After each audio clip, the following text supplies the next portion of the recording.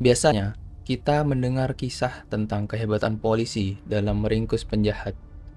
Tapi, kasus yang satu ini justru sebaliknya. Sebuah kelompok kriminal misterius yang tidak hanya berhasil mengelabui seluruh kepolisian Jepang, tetapi mereka juga mengejek dan menertawakan kinerja mereka. Inilah kisah monster dengan 21 wajah, yang sampai saat ini identitas mereka tetap menjadi teka-teki yang belum terpecahkan. Jadi, ada sebuah perusahaan di Jepang yang memproduksi berbagai macam produk makanan bernama Glico. Kita mungkin sangat familiar sama perusahaan ini karena hasil produksi mereka yaitu Pocky. Katsuhisa Ezaki yang merupakan presiden perusahaan Glico pada tahun 1984 ini memiliki kisah yang cukup menegangkan. Pada tanggal 18 Maret 1984, Katsuhisa lagi santai bersama anak dan istrinya di rumah mereka. Ketika jam sudah menunjukkan pukul 9 malam, mereka memutuskan bersiap untuk tidur, sedangkan Katsuhisa memilih mandi terlebih dahulu. Beberapa saat kemudian, ada dua pria bertopeng yang diam-diam masuk ke dalam rumah Katsuhisa Ezaki. Mereka memutus semua kabel telepon dan mematikan alarm di rumah Katsuhisa. Meiko yang merupakan istri dari Katsuhisa bersama putrinya langsung dilumpuhkan oleh dua orang itu dengan cara diikat. Meiko yang gemetar ketakutan mencoba menawarkan uang berapapun asal keluarganya selamat.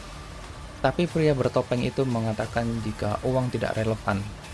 Tak lama, mereka mulai menyusuri rumah itu sambil membawa pistol untuk mencari keberadaan Katsuhisa. Katsuhisa yang masih di dalam kamar mandi tidak menyadari bahwa Hamaut sedang mengintai di balik pintu. Tanpa peringatan, dua pria bersenjata menyeretnya keluar dalam keadaan tanpa busana, mengikatnya dan membawanya paksa ke sebuah gudang gelap di pinggiran kota. Keesokan harinya, pelaku dari penculikan ini mengirimkan surat ke kepolisian Jepang yang berisi permintaan tebusan yaitu 1 miliar yen dan 100 kilogram emas. Mengetahui tuntutan ini, keluarga Katsuhisa bingung bagaimana caranya membayar tebusan yang harganya begitu fantastis. Namun 3 hari kemudian, tepatnya pada tanggal 21 Maret 1984, Katsuhisa tiba-tiba muncul di kantor polisi dan mengaku kalau dia berhasil lari dari gudang tempatnya disekap. Polisi pun bingung dan langsung meminta keterangan dari Katsuhisa untuk ciri-ciri pelakunya. Tapi sayangnya, Katsuhisa tidak bisa berkata banyak karena kepalanya ditutup oleh karung sepanjang waktu. Jadi dia sama sekali tidak mengetahui wajah dari pelakunya. Lalu polisi penasaran bagaimana dia bisa kabur dari sana. Katsuhisa mengatakan kalau pelakunya tidak mengikatnya dengan erat sehingga dia bisa melepaskan ikatannya sendiri dan berhasil kabur dari gedung itu. Dengan lepasnya Katsuhisa, maka penculik itu tidak mendapatkan uang tebusannya. Tetapi, ini bukanlah akhir dari cerita kriminal ini, melainkan awal dari kekacauan di Jepang. Pada tanggal 10 April 1984, tiba-tiba terjadi kebakaran hebat di tempat parkir kantor perusahaan Glico yang mengakibatkan terbakarnya semua mobil yang ada di sana. Pemadam kebakaran segera datang untuk memadamkan api itu, sedangkan polisi mencoba mencari siapa pelaku di balik pembakaran itu. Kebakaran ini menyebabkan kerugian yang sangat besar bagi Glico. Lalu, seminggu setelahnya, ditemukan sebuah wadah plastik berisi asam klorida di dalam gedung perusahaan Glico. Di sampingnya juga terdapat sebuah surat yang ditinggalkan oleh pelaku.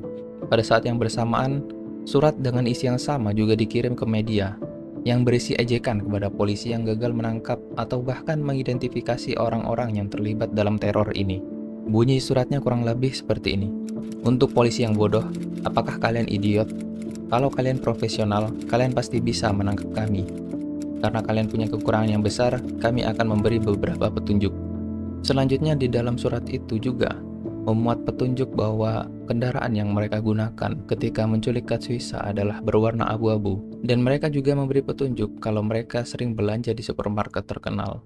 Lanjutan dari surat itu berisi, kalau kalian masih belum bisa menangkap kami, berarti kalian hanya maling uang pajak kita. Apa perlu kita culik juga kepala kepolisian Jepang? Tertanda monster dengan 21 wajah. Dengan adanya surat ini, mereka mulai menyebut diri mereka sebagai monster dengan 21 wajah. Pada bulan Mei 1984, monster dengan 21 wajah kembali meneror perusahaan Glico. Kali ini mereka mengirimkan surat yang mengatakan kalau mereka sudah memasukkan racun sianida ke dalam permen yang diletakkan di beberapa minimarket Jepang. Mereka juga meminta sejumlah uang tebusan, sekitar 480 ribu dolar Amerika Serikat.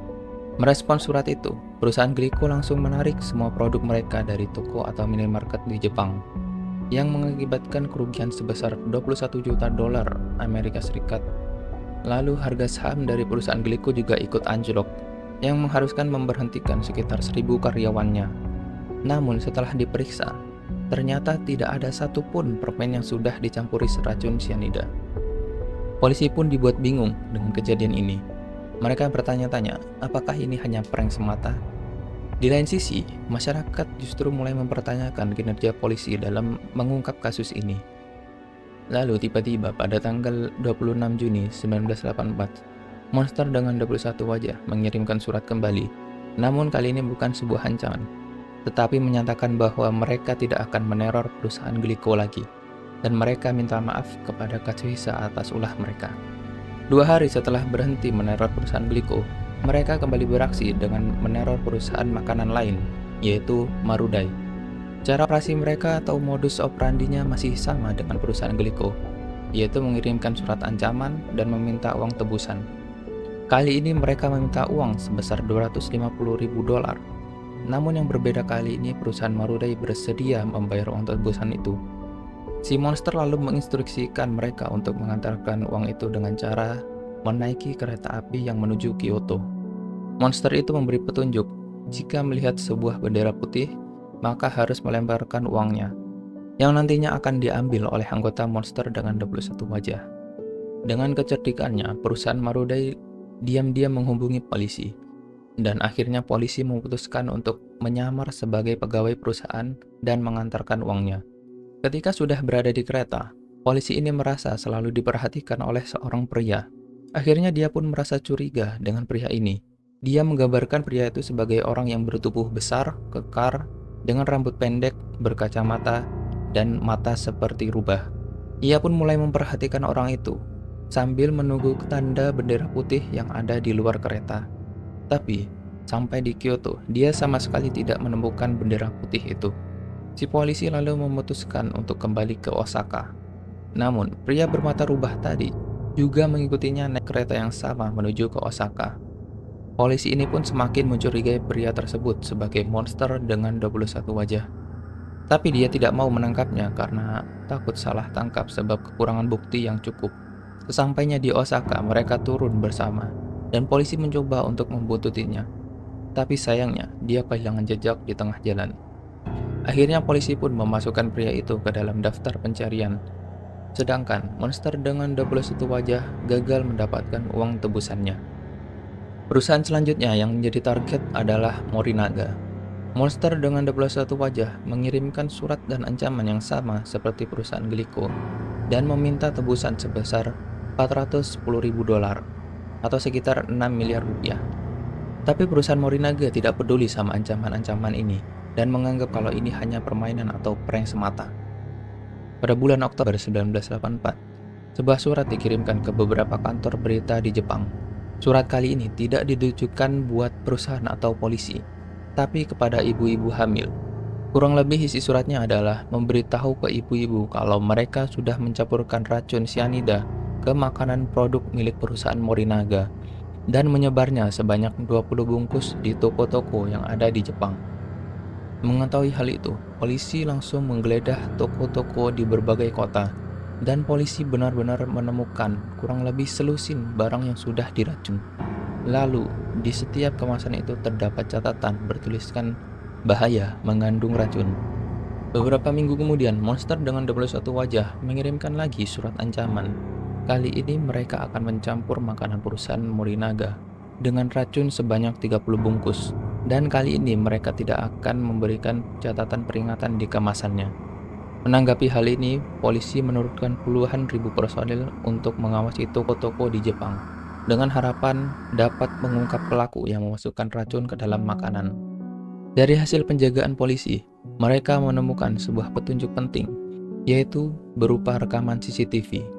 Jadi, di salah satu CCTV toko, terekam seorang pria yang berpakaian rapi dan memakai topi, mencoba menaruh barang di rak makanan. Polisi menduga bahwa orang itu adalah monster dengan 21 wajah yang mencoba menaruh makanan beracun. Tapi karena rekaman CCTV-nya berasal dari CCTV lama, polisi sulit mengidentifikasi siapa orang itu. Kemudian, selama beberapa bulan ke depan, monster dengan 21 wajah terus-menerus mengirimkan surat ancaman dan meminta tebusan kepada beberapa perusahaan makanan di Jepang. Kurang lebih ada 30 perusahaan yang menerima ancaman dengan modus yang sama. Masyarakat akhirnya muak dengan kelompok kriminal ini dan mulai mengkritik keras polisi karena gagal menangkap para pelaku. Karena sudah kurang lebih setahun, para polisi masih belum bisa menangani kasus ini. Tak lama kemudian muncul seruan agar para pejabat kepolisian mengundurkan diri dari jabatan mereka. Pada bulan Agustus 1985, Shoji Yamamoto, seorang inspektur kepolisian di Jepang yang bertanggung jawab atas kasus ini, berhenti dari jabatannya. Yamamoto menganggap kegagalan itu sebagai tanggung jawab pribadi dan meminta maaf kepada publik karena petugasnya tidak mampu menahan individu-individu tersebut. Beberapa hari setelah pemecatan, Shoji Yamamoto ditemukan tak bernyawa di belakang rumahnya karena membakar dirinya sendiri. 5 hari setelah meninggalnya Shoji Yamamoto, monster dengan 21 wajah mengirimkan surat terakhir mereka kepada media. Isi suratnya kurang lebih seperti ini. Shoji Yamamoto meninggal seperti seorang pria. Jadi, kami memutuskan untuk menyampaikan bela sungkawa. Kami memutuskan untuk berhenti memeras perusahaan makanan. Jika ada yang memeras perusahaan makanan, itu bukan kami, tetapi seseorang yang meniru kami. Kami adalah orang jahat. Itu berarti kami punya lebih banyak hal untuk dilakukan selain menindas perusahaan. Menyenangkan menjalani kehidupan sebagai orang jahat.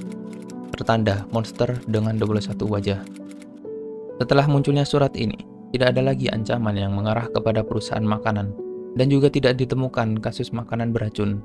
Hingga saat ini, polisi masih belum menemukan siapa sebenarnya monster dengan 21 wajah.